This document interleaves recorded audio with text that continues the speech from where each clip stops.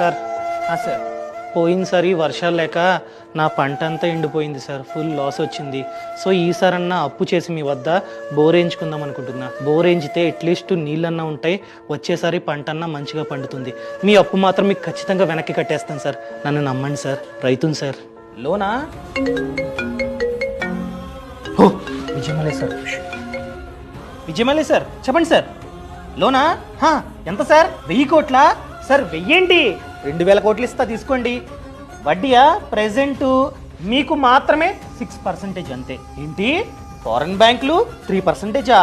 అయితే 2%కే loan sanction చేస్తా తీసుకోండి సార్. సార్ నా లోను మీకైతే 30%. 30%?